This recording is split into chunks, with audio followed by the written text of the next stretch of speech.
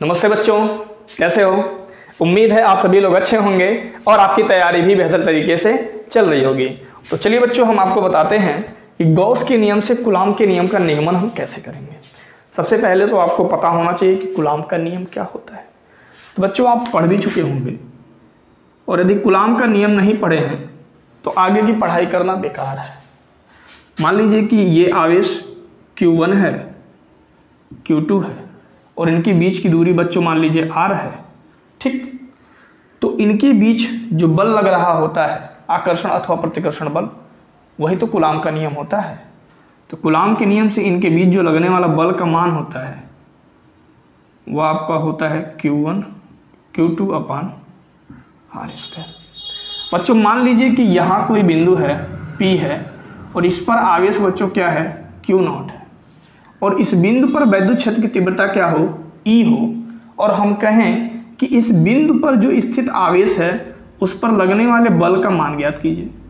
मान लीजिए हम कहें तो बच्चों E बराबर फार्मूला होता है F/Q0। तो यहाँ से जब आप F निकालेंगे तो Q0 का इधर मल्टीप्लाई करेंगे, EQ0 बराबर क्या हो जाएगा, F हो जाएगा।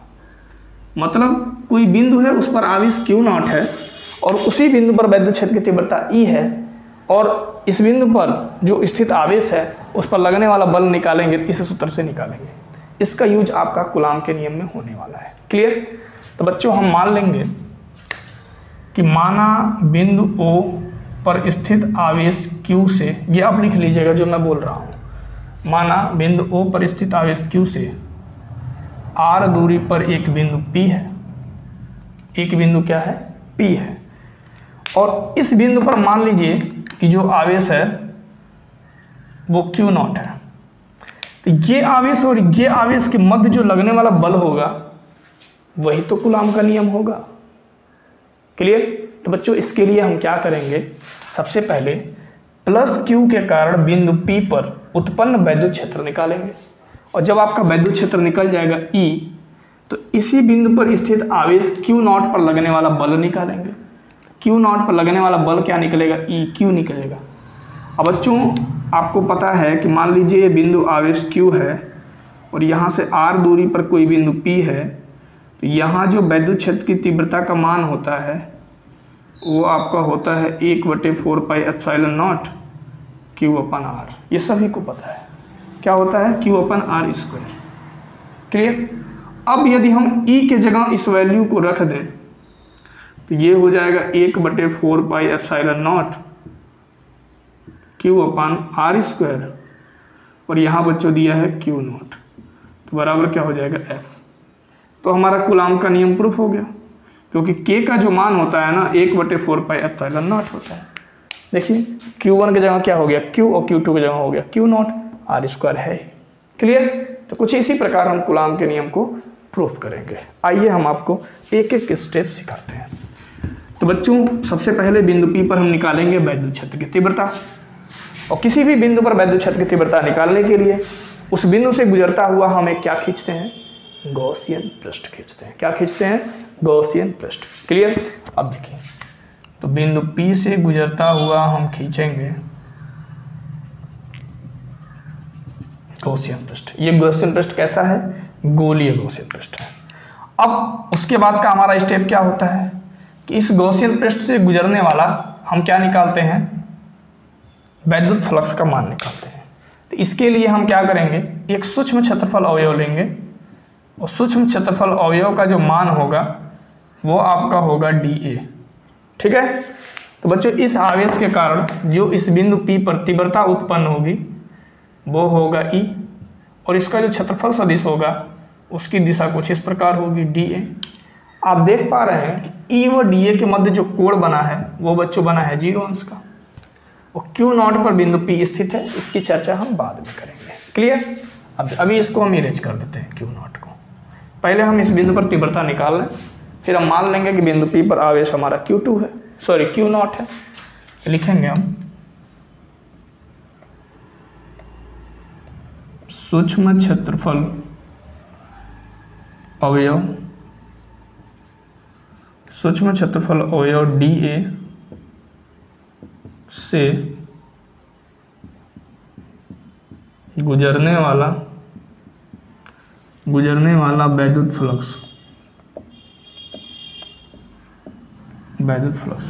तो सूक्ष्म क्षेत्रफल अवयव डीए से जो गुजरने वाला वैद्युत फ्लक्स होगा वह भी तो सूक्ष्म होगा, वो आपका होगा डी फाई ई बराबर हो जाएगा आपका ई डॉट डी ए। अब बच्चों ई डॉट डी ए को हम लिख सकते हैं ई डी ए कॉस थीटा। यहाँ बच्चों थीटा बराबर क्या है, 0 अंश है, तो इसलिए सूक्ष्म वैद्युत फ्लक्स हो जाएगा ई डी ए कॉस 0 अंश, ठीक है। और सूक्ष्म वैद्युत फ्लक्स का मान हो जाएगा ई डी ए, और कॉस 0 अंश का मान बच्चों क्या होता है, 1 होता है। अब हम निकालेंगे संपूर्ण पृष्ठ से गुजरने वाला वैद्युत फ्लक्स।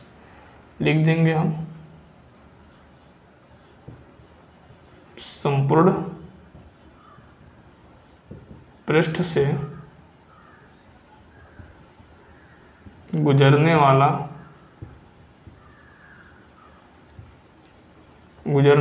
वैद्युत फ्लक्स। तो संपूर्ण पृष्ठ से जो गुजरने वाला वैद्युत फ्लक्स है सूक्ष्म पृष्ठ से गुजरने वाले वैद्युत फ्लक्स के इंटीग्रेशन के बराबर होगा। क्लियर। अब देखिए, तो ये आपका हो जाएगा phi E, D phi E का मान क्या है, E D A, E D A. Clear है। अब देखिए ई को आप बाहर निकाल लो, इंटीग्रेशन हो जाएगा डी ए। क्लियर। अब देखिए तो वैद्युत फ्लक्स ई हो गया, डी ए का इंटीग्रेशन सूक्ष्म पृष्ठीय क्षेत्रफल का जब हम इंटीग्रेशन करते हैं बच्चों तो आता है संपूर्ण पृष्ठ का क्षेत्रफल। इसे आप बना लो समीकरण नंबर 1।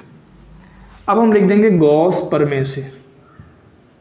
किस प्रमेय से, गॉस प्रमेय से। गॉस का प्रमेय क्या कहता है, किसी बंद पृष्ठ से गुजरने वाला कुल वैद्युत फ्लक्स पृष्ठ के भीतर स्थित आवेश का 1/ε0 गुना होता है।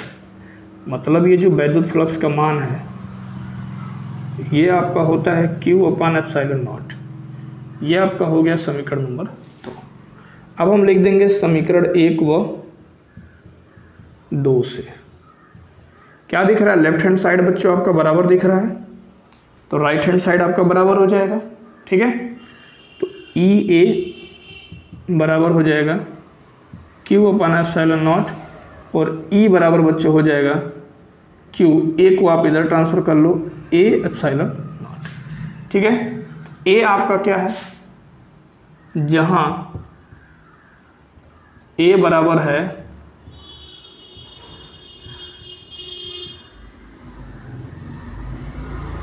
गॉसियन पृष्ठ का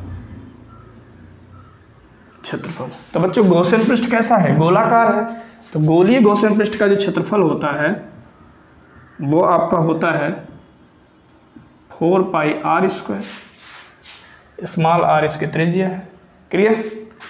तो इसलिए E बराबर हो जाएगा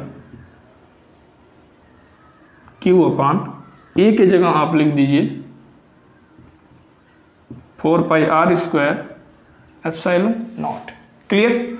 अब देखिए E बराबर हो जाएगा 1/4πε0 Q बटे क्या निकल गया, r²। तो ये आपका निकल गया। सबसे पहले क्या निकला, इसका मात्रक होता है बच्चों न्यूटन बटे कूलम। इस बिंदु पर हम क्या निकाल लिए, वैद्युत क्षेत्र की तीव्रता निकाल लिए। क्लियर। अब हम लिख लेंगे कि माना बिंदु P पर आवेश Q0 है। ठीक है। तो हमको कूलाम के नियम का निगमन करना है। कूलाम का नियम क्या होता है, दो आवेशों के मध्य लगने वाले बल से ही कूलाम का नियम का निगमन होता है। तो हम लिख देंगे अतः बिंदु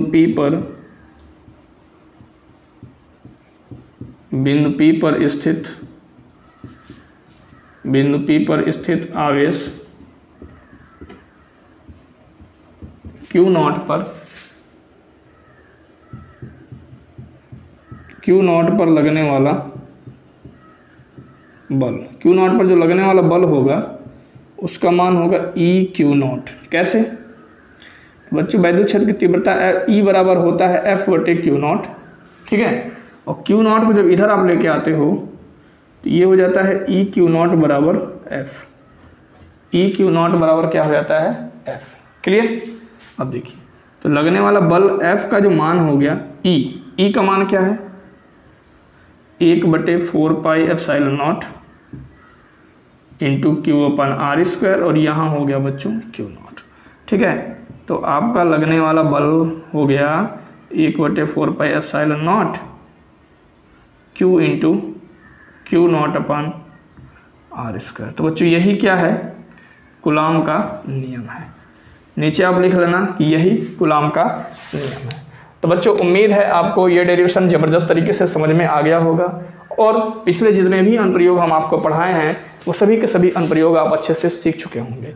और यदि आप बच्चों नहीं सीखे हैं तो उन सभी अनुप्रयोग को सीख लीजिए, क्योंकि गॉस प्रमेय के जो अनुप्रयोग हैं बोर्ड एग्जाम के दृष्टिकोण से बहुत ही इंपॉर्टेंट क्वेश्चन है। ठीक है, और आपके बोर्ड पेपर में कम से कम ये 5 नंबर में पूछता है। तो बच्चों यदि ये डेरिवेशन मैं आपको समझाने में सफल रहा तो एक प्यारा सा कमेंट करके जरूर बताइए, और यदि आप चैनल पर नए हैं तो चैनल को सब्सक्राइब कर लीजिए और इस वीडियोज को अपने दोस्तों में भी शेयर कर दीजिए, ताकि वो भी इन प्रश्नों को अच्छे से सीख पाए। ठीक है, तो चलिए बच्चों मिलते हैं किसी और नेक्स्ट वीडियो में नेक्स्ट इंपॉर्टेंट क्वेश्चन के साथ।